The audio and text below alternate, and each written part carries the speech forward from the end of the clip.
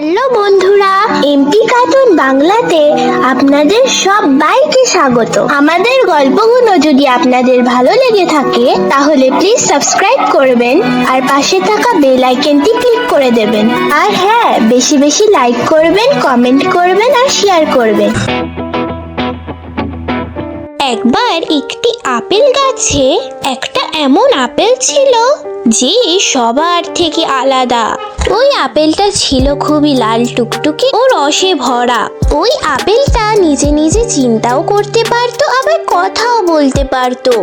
একদিন আপেলটা ভাবলো, আমি বরং একটা কাজ করি, গ্রামের আশেপাশে একটু ঘুরে আসি, একটু মজা করে আসি, সবাই আমাকে দেখে অবাক হয়ে যাবে। আপেলটা গাছ থেকে নিচে পড়ার পরে হাঁটতে হাঁটতে এগোতে লাগলো।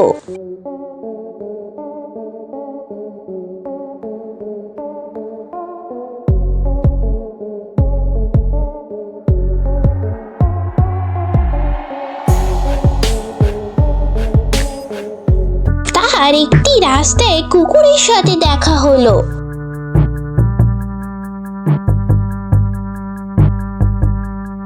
আরে দাঁড়াও, আমি তোমাকে খেতে চাই। তুমি আমাকে খেতে পারবে না, কারণ আমি হলাম এক জাদু আপেল। আমি তোমার আগে পালাবো, তুমি কি করে আমায় খাবে? এই কথাটা বলে আপেল দ্রুত গতিতে দৌড়াতে লাগলো। কুকুরটাও তার পেছনে খুব জোরে জোরে দৌড়াতে লাগলো। একসময় দৌড়তে দৌড়তে কুকুর হাঁপিয়ে গেল।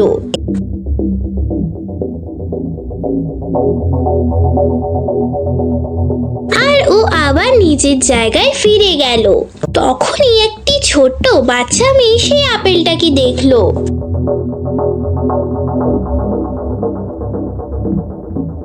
আমি তোমায় ধরে খেয়ে ফেলবো।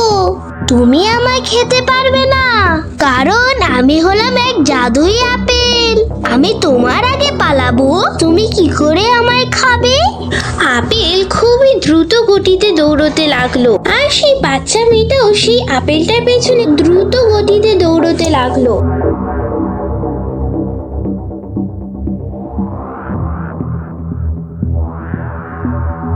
তখনই একটি বাচ্চা ছেলে এসে বলল,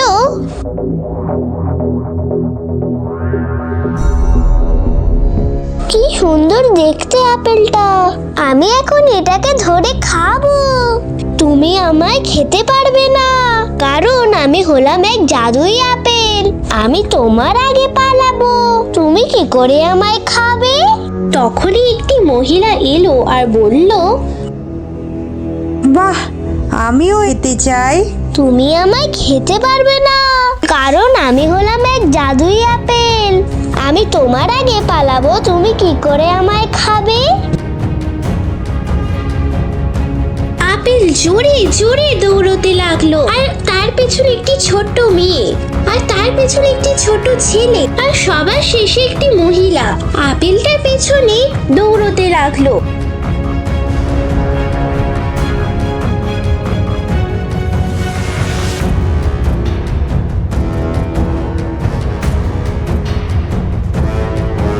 এতটা দৌড়ানোর পর আপেল অনেক ক্লান্ত হয়ে পড়ল।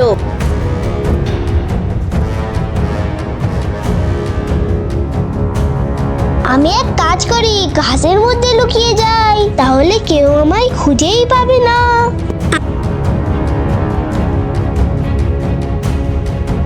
আপেল সেখানেই ঘুমিয়ে পড়ল। বাচ্চা মেয়েটি, ওই বাচ্চা ছেলেটি আর সেই মহিলাটি আপেলটাকে খুঁজতে খুঁজতে ক্লান্ত হয়ে পড়ল। তারপর সবাই নিজের বাড়ি ফিরে গেল। আপেল বেশ কিছুদিন ওইখানেই পড়ে থাকলো। আর একদিন আপেলটা পচে ওখানেই শুকিয়ে গেল। তারপরে আপেলটি নিজের মনে ভাবলো, ইস, যদি আমি কারোর সুস্বাদু খাবার হতে পারতাম। আজ আমার অহংকার আমাকে নষ্ট করে দিল। এখন সেই রসালো সুন্দর আপেলটা কারোর খাবার যোগ্য রইল না। আপেলটি মনে মনে খুব পস্তালো। নিজের জাদু শক্তির অহংকারে ওখানেই সে নষ্ট হয়ে গেল।